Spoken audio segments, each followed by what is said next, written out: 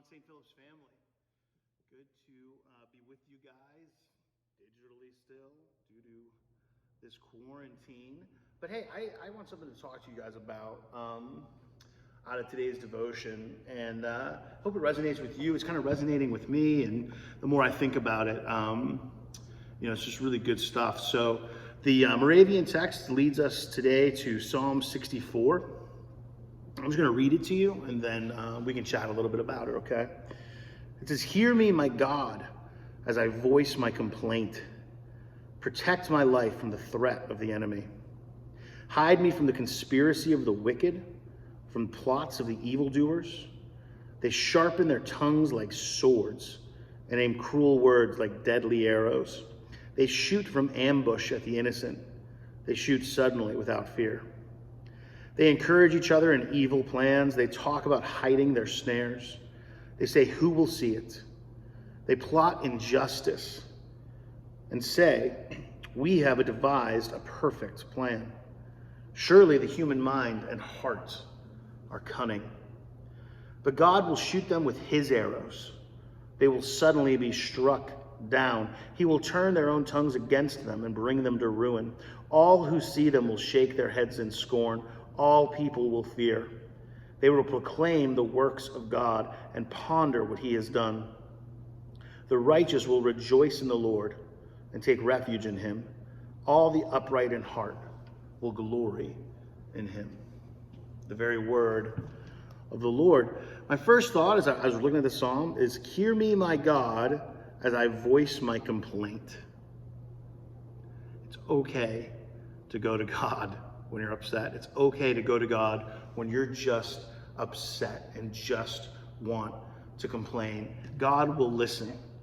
God will listen. I dated a girl in college that I would just be in times of frustration and just want to complain, just want to mumble and grumble, and everything that I said she would have a solution to, and that was pretty frustrating because honestly I just want to complain, and I'll feel better that way. But she had a solution to everything, and that didn't last too long.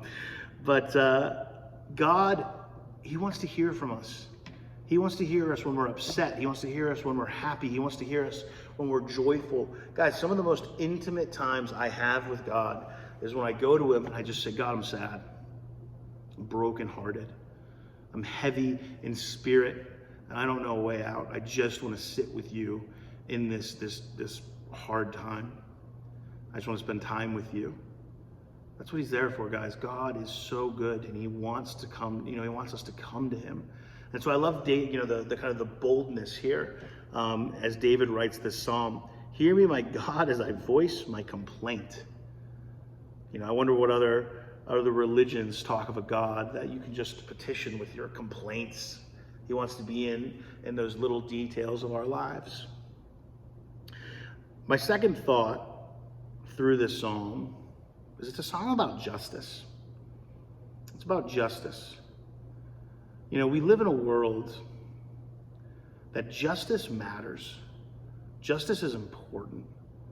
There are people in this world who can go around doing, they think they can do whatever they want because it doesn't matter. Out of that, great evil and hurt has happened in this world. Great pain has happened because people want to disregard this idea of justice. It doesn't matter. And we as Christians are called to live a life different from how everybody else lives. We're called to forgive and to love and to all those things. Ultimately, we're called to leave the justice to God. Leave the justice to God. Trust that he is good, and trust that he's a just God. He really is. And so when it talks about it, it says, "But God will shoot them with his arrows." God will shoot them with his arrows. They will suddenly be struck down.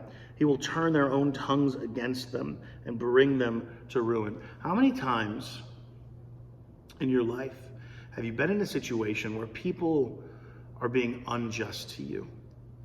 Maybe they're going around and they're saying things about you. They're gossiping, or they are trying to attack you, trying to bring you down out of spite or jealousy or whatever. How many times have you seen those plans unravel of their own accord? I have. God doesn't, really mess around with that stuff. He set his things to work in certain ways, and so many times people who are working against them, they just unravel themselves. And I love how it says, the righteous will rejoice in the Lord and take refuge in him. There's no better place to take refuge than in the Lord.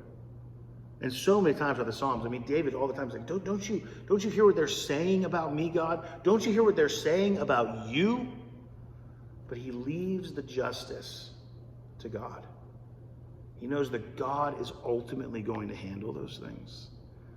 We don't have to defend ourselves. We don't have to defend ourselves against anybody. God is good, and he loves us. And he's a just God. And so many times, people have felt like, man, people in this world didn't receive the justice that they deserve. People cheated the system. People took advantage of people. People did evil things. But the truth is that justice belongs to the Lord. And we can trust that he'll take care of it. And we can rejoice because he is our refuge. I'll see you guys soon. Bye. Love you.